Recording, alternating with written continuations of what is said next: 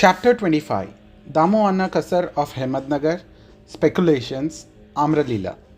Preliminary. We begin this chapter with a bow with all our 8 limbs to Sai Baba, who is an ocean of mercy, the God incarnate, who is Parabrahma, and the great Yogeshwara. Victory be unto Sai Baba, who is the crest jewel of the saints, who is the home of all auspicious things, who is our Atmaram, and who is the able refuge of the devotees. We prostrate ourselves before him, who has attained the aim and end of life. Sai Baba is always full of mercy. What is wanted on our path is wholehearted devotion to him. When a devotee has got firm faith and devotion, his wishes are soon fulfilled.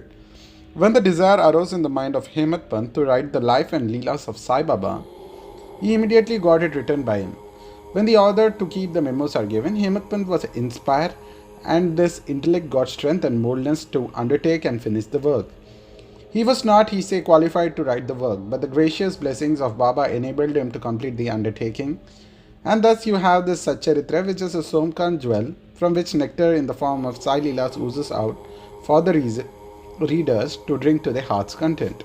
Whenever a devotee has complete and wholehearted devotion to Sai Baba, all his calamities and dangers were warded off and his welfare attended to by Baba.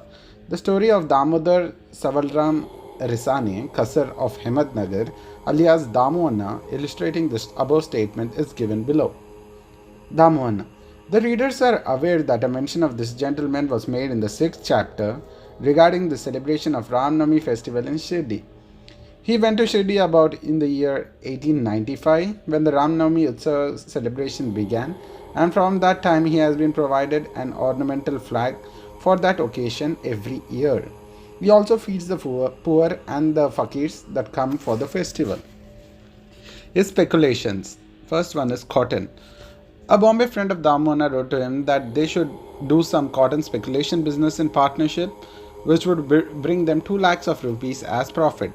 Damu Anna says in a statement made about the year 1936 to Mr. B.V. Narasimhaswamy that the proposal about speculating at Bombay in cotton was from a broker who was not to be a partner, and that he was to be the sole adventurer. The broker wrote that the business was good and involved no risks and the opportunity should not be lost. Damu Anna was oscillating in his mind. He could not at once determine to venture in the speculation. He thought that this, as he was a devotee of Baba, he wrote a detailed letter to Shama giving all the facts and requested him to consult Baba and take his advice in the matter. Shama got the letter the next day, and when he went at the noon to the masjid and placed it before Baba, he asked Shama what the matter was and what the paper was about. He replied that Damu Anna of Nagar wanted to consult him about something. Then Baba said, "What does he write and what does he plan? It seems that he wants to catch the sky and that he is not content with what God has given him. Read his letter."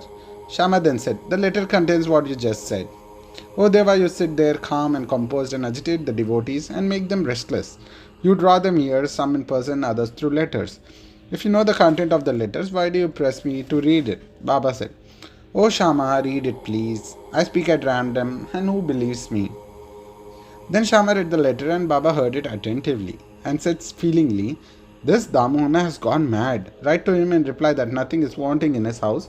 Let him be content with the half loaf, that is bread he has, and let him not bother about lakhs."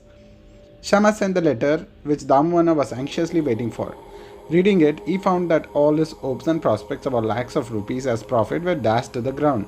He thought that he had done a mistake in consulting Baba, but as Shama had intended in the reply that there was always much difference between seeing and hearing, and therefore he should come to Shirdi personally and see Baba.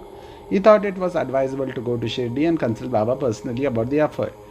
So he went to Shirdi, saw Baba prostrated before him, and sat shampooing his legs. He had no courage to ask Baba openly about the speculation, but he thought in his mind that it would be better if some share in the business should be assigned to Baba, and said in the mind that if Baba were to help him in this transaction, he would surrender some shares of the profit to him. Damu Anna was thus thinking secretly in his mind, but nothing was veiled from Baba. Everything past, present and future were clear to him as a amalaka fruit in hand. A child wants sweets, but his mother gives him bitter pills. The former spoils the health, the latter improves it. So the mother, to be welfare of the infant, coaxes it and gives it bitter pills. Baba, kind mother as he was, knew the present and future prospect of his devotees, and therefore reading Damu Anna's mind, he openly spoke to him. Bapu, I do not want to be entangled in any such worldly things. Seeing Baba's disapproval, Damu Anna dropped the enterprise. Second one, graining dealing. Then he thought of trading in grain, rice, wheat, and other groceries. Baba read his thought and said to him, "You will be buying at 5 shares and selling at 7 shares a rupee." So this business was also given up. The rise in the prices of the grains were kept up for some time, and Baba's prophecy seemed to be falsified. But in a month or two, there was abundant rain everywhere, and the prices suddenly fell down, and therefore, who stored grain suffered a severe loss. Damona was saved from this fate. Needless to say that the cotton speculation, which was conducted by the broker with the help of another merchant, also collapsed with severe loss to the adventurer. After seeing that Baba had saved him from two severe losses in cotton and grain speculation, Damohana's faith in Baba grew strong, and he remained a true devotee of Baba till his passing away and even now. Amra Leela, Mango Magic. Once a parcel of about 300 good mangoes were received at Shirdi. It was sent from Goa by one Mamaltar named Raleigh to Sai Baba in the name of Shama. When it was opened, all the mangoes were found to be in good condition. They were given in Shama's charge, and only 4 were retained and placed in the Kolamba by Baba. He said that these 4 fruits are for Damu Anna. Let them lie there. This Damu Anna had 3 wives. According to a statement mentioned here, he had not 3 but 2 wives only. He had no issue. He consulted many astrologers and himself studied astrology to some extent and found that there was a Papi, that is an inauspicious planet in his horoscope. There was no prospect of any issue to him in this life, but he had great faith in Baba. When he went to Shirdi 2 hours after the receipt of the mango parcel for worshipping Baba, he said, "Though other people are coming here for mangoes, they are damyas. He whose they are should eat and die." Damohana, on hearing these words, was first shocked, but on Mahansapati, a prominent Shirdi devotee, explaining to him that death meant the death of the little self or egos, and to have it at Baba's feet was a blessing. He said that he would accept the fruit and eat it, but Baba said to him, "Do not eat it yourself, but give them to your junior wife." This Amra Leela, that the mango magic, will give her 4 sons and 4 daughters. This was done, and ultimately in due course it was found out that the Baba's words turned out true, and not only those of the astrologers. Baba's speech established his efficacy or greatness while he was living in the flesh.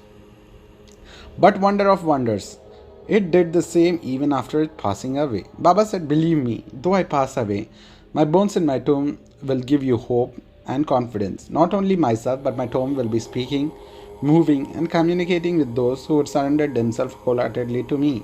Do not be anxious that I would be absent from you. You will hear my bones speaking and discussing your welfare. But remember me always, believe in me, heart and soul, and then you will always be benefited." Prayer. Hemadpant closes this chapter with a prayer.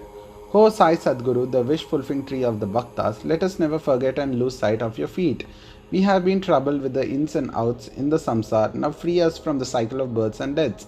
Restrain us from the outgoing of our senses to the objects and introverts, and bring us face to face with the Atma, that is the Self. As long as this outgoing tendency of the senses and the mind is not checked, there is no prospect of self-realization. Neither son, nor wife, nor friend will be of any use in the end. It's only you who will give us salvation and happiness. Destroy completely our tendency for discussion and other evil matters.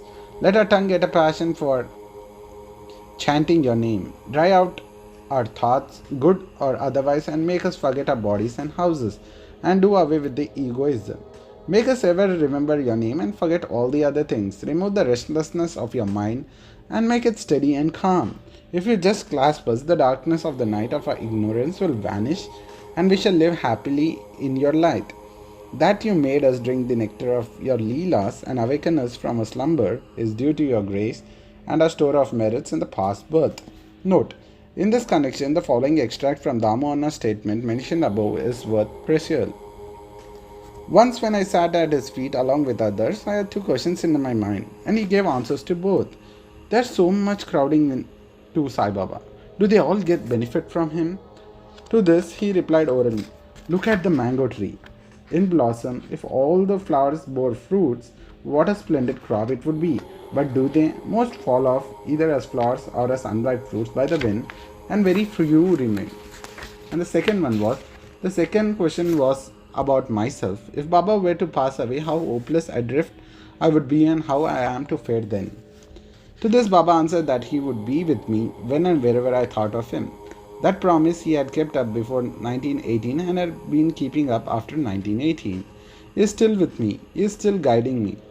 This was about 1910 to 1911 when brothers separated from me and my sisters died, and there was a theft and police inquiry, all of which incidents upset me so much. When my sister died, my mind was so much upset I did not care for life and enjoyment.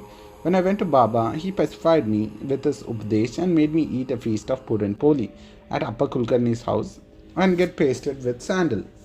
There was a theft in my house. A 30-year friend of mine stole my wife's jewel box, including her auspicious nati, that is a nose ring. I wept before Baba's photo. The next day the man returned the jewel box and prayed for pardon. Bo to Sri Sai, peace be to all.